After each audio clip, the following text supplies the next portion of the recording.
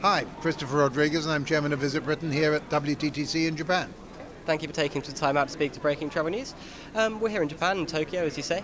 How significant do you think events like the WTTC are in influencing government policy? I think they have a tremendous impact because they help governments understand that tourism is a really important industry. It's an industry that generates jobs in a way that few other industries do. It's resilient. It's a growth industry. We've just been looking at statistics of the Japanese travel. Huge decline after the tsunami and the Fukushima problem. Domestic travel now back to the same levels. International travel within 10%. It's quite resilient as an industry. And that's true across the world. Leisure travel in particular has been very resilient despite us being in a period of austerity. So what events like this do is help governments understand that tourism is not a fun thing that people do when they're not working. Tourism is a huge global industry. It's a huge foreign exchange earner. It's the third biggest foreign exchange earner for Britain. Most people forget that. Fifth biggest employer in Britain.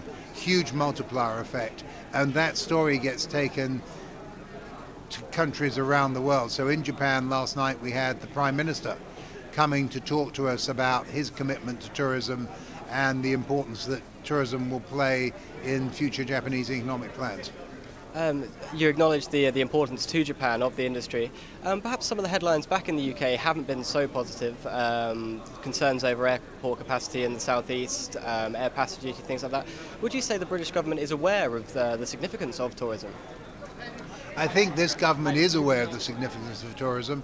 The Prime Minister made his speech within his first 100 days, which, as he said, I'm making this speech not because someone told me to, but because I want to.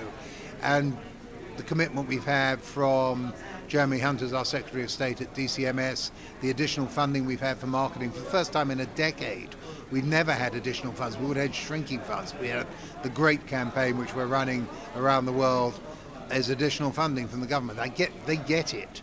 I think if we weren't in an austerity environment, we would be able to claim a little bit more in resources, and frankly, if we had more resources, we could do more with them. We're pretty much down to the bone. We've shrunken the number of markets in which we operate, and we're lighter than I'd love to be in some of the developing markets. So in Brazil, which I was in last week, because we're building up some rapport in the Brazilian market off the back of helping them, taking the knowledge and experience we've got with the Jubilee, the Olympics, the Paralympics, the Royal Wedding, to help them think about tourism and the World Cup and tourism and the Olympics.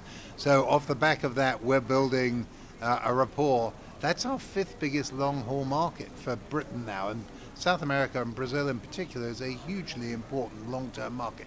We're a little light in investment there. I'd like some more. But coming back to the opening question, do I think the government gets it? Yes.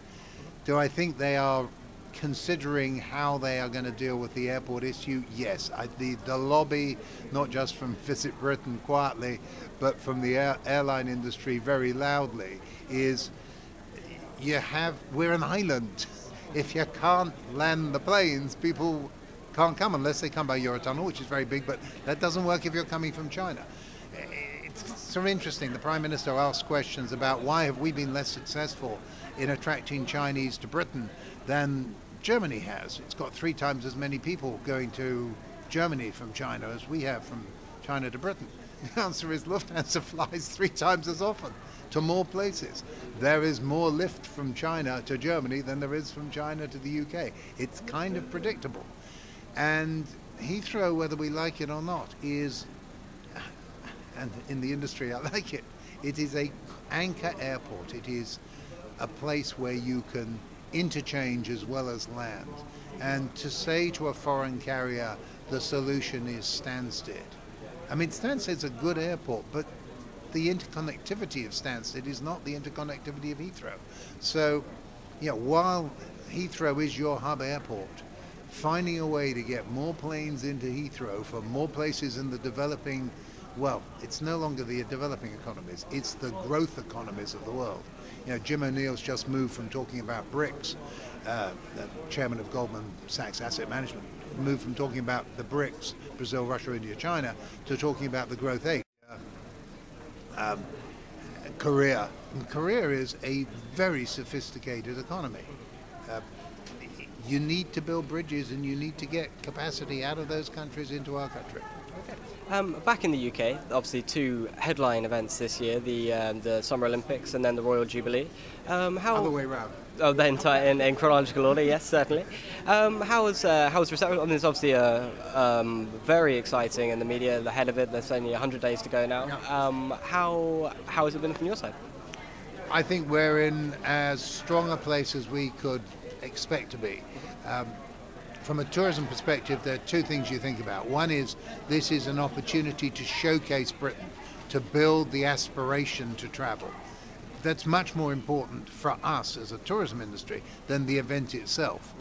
Others worry about the event itself and they're worrying about it very effectively. But for us, it's a chance to showcase it to the 4.5 billion people who will watch the Olympics, to the 2 billion plus who we think will watch the Jubilee, which has been hugely increased in importance off the back of the Royal Wedding. The Royal Wedding showed broadcasters around the world that there's an appetite for that thing that we do very well, which is ceremonial.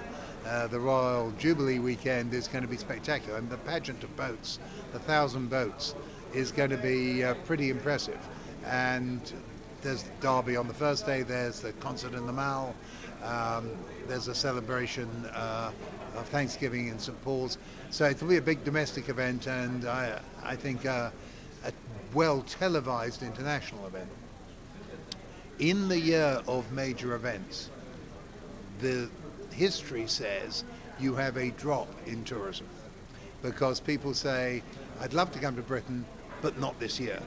Obviously, the people coming to the Olympics or anyone coming to the Jubilee turns up, but people who might be picking it as a destination for a once in a 5-year or once in 10-year trip say, maybe I'll do it next year. So our forecast for the year is that flat will be a good outcome. I have to say we are slightly up in the first quarter, so that's better than we might have been, but there's still a lot of work to do, and we're working very closely with the industry to try and fill any capacity gaps. The challenge for the industry, and I'm very sympathetic I'm working with the hoteliers, is that in the Jubilee period, because of the double bank holiday, and then in the Olympics, for a variety of reasons, businesses tend not to hold meetings or not to hold meetings in London. So there's a gap that has to be filled. But let's be clear, the real benefit of the Olympics is the showcasing, and the real benefit is I want to go there. And our challenge and our opportunity is to take the message of Britain away from simply a message about London, which is one of the world's great iconic cities, to get dispersion around the country into the other great parts of Britain that the Brits know about, but the rest of the world is not so familiar with.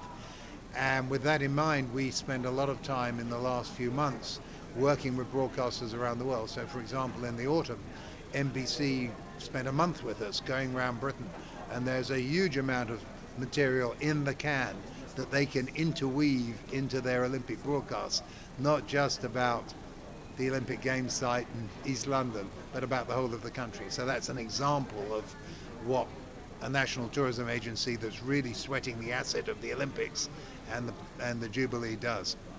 Well, the World Travel and Tourism Conference moves to Abu Dhabi next year, so we'll catch up with you there, see how these trends have played out over the next 12 months. We will have seen, firstly, how the Olympics and the Jubilee have gone, and secondly, whether we've changed the aspiration to travel. The most exciting statistic I've seen recently was some work that Visa did last year amongst people who traveled internationally around the world. Not this is a global audience, Visa customers. If you've traveled internationally in the last 2 years and you want to travel internationally in the next 2 years, where do you want to go? And Britain was the number 2 destination. And that's the best we've ever been. So we have to keep that and build on it. Okay. Well, thank you very much for taking some time out. Thank you very much.